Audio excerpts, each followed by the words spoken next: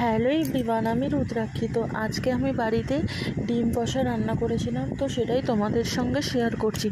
তো প্রথমে আমি ডিমটা দেখো এখানে সিদ্ধ বসিয়েছি একটু নুন দিয়ে, যাতে খোলাটা ছাড়াতে সুবিধা হয়। তারপরে আমি ঘরে এসেছি, এসে এবারে দেখো এখানে আমি পেঁয়াজটা না আজকে গ্রেটারে ঘষে দিচ্ছি, কারণ ডিম কষা করতে না এরকম ঘষে দিলে খুব ভালো হয় কুচিয়ে দেওয়ার থেকে বা পেস্ট করার থেকে। তো এটা শিলনোড়ায় বাটলে খুব সুবিধা হতো, শিলনোড়া যেহেতু নেই সেজন্য আমি গ্রেটারে এটাকে ভালো মতন করে ঘষে নিয়েছি। তো ঘষে নেওয়ার পর আর যেগুলো ঘষা যাচ্ছে না সেগুলো আমি মিক্সিতে দিয়ে দিয়েছি, আর সাথে দিয়েছি কাঁচা লঙ্কা, আদা, রসুন।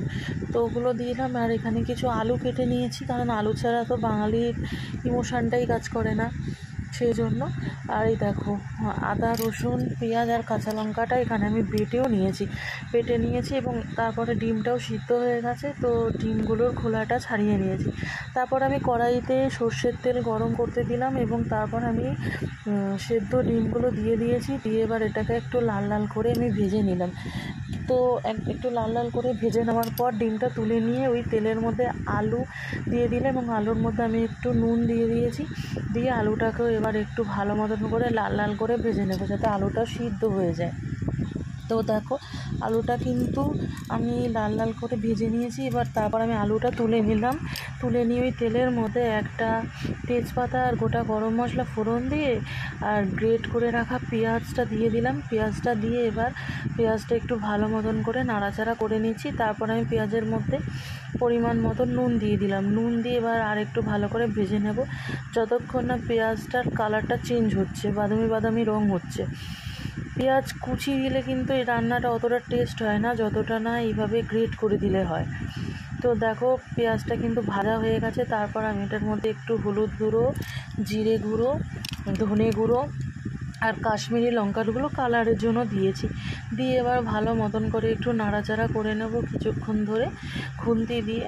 তো দেখো নাড়াচাড়া করতে করতে তেল ছেড়ে গেছে। তারপর এটার মধ্যে আমি আদা, রসুন আর কাঁচা লঙ্কা আর পেঁয়াজ যেটা বেটেছিলাম সেই মিক্সিতে, সেইটাই দিলাম। দিয়ে এবার এটাকে ভালো মতন করে কষাবো, যতক্ষণ না মশলা থেকে তেল ছাড়ছে ততক্ষণ ধরে কন্টিনিউ কষাতে হবে। তো হালকা হালকা তেলও ছেড়ে গেছে, তাও আমি একটু ভালো মতন করে কষিয়ে নিচ্ছি। এই রান্নাটা না যত ভালো কষানো হবে ততই টেস্ট হবে। তারপর আমি সামান্য পরিমাণ জল দিয়েছি মানে মশলা ধোয়া জলটা। যে কোনো মশলা ধোয়া জল দিলে আমি শুনেছি আমার মায়ের কাছে রান্নার স্বাদ নাকি খুব ভালো হয়। তো তারপরে আর একটু ভালো করে কষাতে কষাতে দেখো কালারটাও চেঞ্জ হয়ে গেছে এবং মশলা থেকে কিন্তু তেল ছেড়ে গেছে এবং একটা সুন্দর গন্ধও বেরিয়েছে। তারপর আমি এটার মধ্যে আলু আর ডিমটা দিয়ে দিলাম এবং ডিম আর আলুটা দিয়ে এবার একটু ভালো মতন করে কষিয়ে নেব, যতক্ষণ না মশলা থেকে আবারও তেল ছাড়ছে।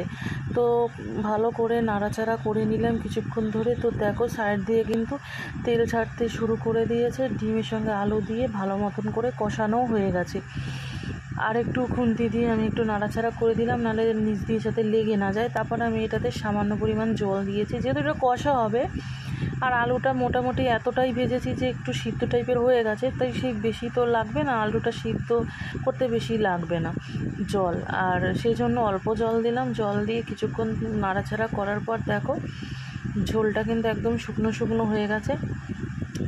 তো আরও যেটুকু আছে সেটুকু আমি একদমই টানিয়ে নেব ভালো মতন করে। আর কিছুক্ষণ টানানোর পরে এবার আমি একটু গরম মশলা গুঁড়ো দিয়ে দিয়েছি, যে ডিম কষাতে গরম মশলা গুঁড়ো না দিলে ভালোই লাগবে না খেতে। এবার দিয়ে ভালো মতন করে এটাকে মিশিয়ে নেব, যাতে গরম মশলাটা প্রত্যেকটা জায়গাতে যায় ভালো করে। তো তেলও ছেড়েছে বেশ খানিকটা। এবার একটু নাড়াচাড়া করে নেওয়ার পর আমি গ্যাসের ফ্লেমটা একদম অফ করে দিয়েছি।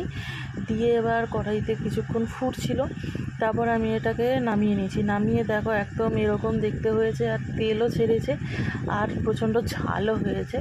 তো আমি এরকমভাবেই ডিম কষা করি, তোমরাও বাড়িতে এইভাবে ট্রাই করতে পারো। আশা করি ভালো লাগবে। নিজের কাছের মানুষকে এইভাবে করে খাওয়ালে তারও ভালো লাগবে।